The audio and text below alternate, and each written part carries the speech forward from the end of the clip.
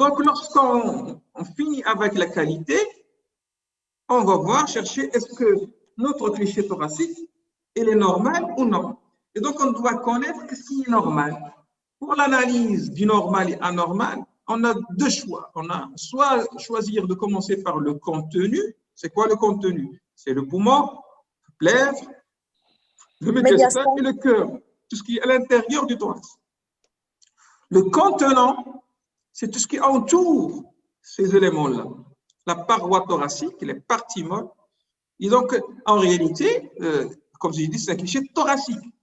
Et donc, c'est un cliché thoracique. Et donc, il contient les côtes, il contient la paroi avec les côtes, il contient le sein, il contient les muscles pectoraux, il contient l'épaule, il contient l'humérus, il contient le cou, il contient la partie inférieure du cou. Et donc, vous avez ce qui est au-dessus du cou, au-dessus de la clavicule, les creux claviculaires. Tout ça, c'est des parties molles. Et donc, il faut les analyser en même temps. Et donc, on peut avoir une projection de quelque chose qui est extrathoracique sur le thorax. D'accord? Donc, si vous vous amusez à mettre quelque chose sur le thorax, un stylo ou une... Donc, tout ça sera visible dans le cliché thoracique. Mais ça ne veut pas dire qu'il est intrathoracique. Donc, on a le choix de commencer par le contenu ou le contenant. Quand est-ce qu'on peut commencer par le contenu? Quand est-ce qu'on commence par le contenant?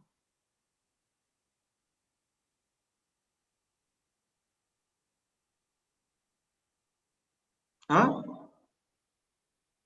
Vous avez la personne, il vient pour consulter en tant que médecin, il vous ramène la radiographie thoracique. Qu'est-ce qui va vous conditionner? Est-ce que vous commencez par le contenu ou le contenant? Monsieur, est-ce qu'on ne commence pas systématiquement par le contenant? Non, ce n'est pas systématiquement. Quand est-ce que Monsieur, le selon contenant est l'examen important? clinique. Quand est-ce que vous aurez une anomalie du contenant?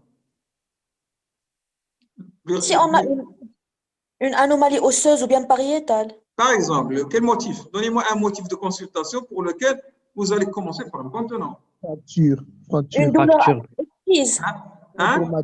Traumatisme ou un accident. traumatisme, oui. S'il douleur vient aux urgences pour un traumatisme thoracique, vous n'allez pas voir le poumon. Ce n'est pas le poumon qui vous intéresse. Quoi encore? Une douleur exquise. Oui, une douleur. Si vous avez une douleur thoracique, qu'est-ce qui est plus douloureux? C'est la paroi. Oui. Les parties molles. D'accord? Ce n'est pas le poumon.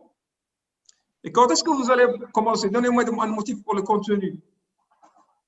Dyspnée. Une dyspnée, oui. Quoi encore? Hémoptysie. Une hémoptysie. On s'attend qu'il y ait quelque chose au niveau du médiastin, au niveau des poumons, au niveau des branches. Quoi encore? Les expectorations. C'est les expectorations. Vous attendez la atteinte pulmonaire. La toux. Hein? La toux, s'il tousse. Vous attendez quelque chose au niveau du contenu. Et donc, c'est le motif qui va vous conditionner. Est-ce que vous commencez par le contenant ou le contenant?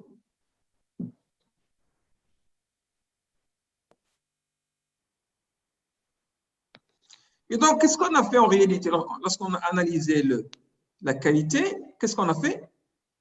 On a accepté ce cliché.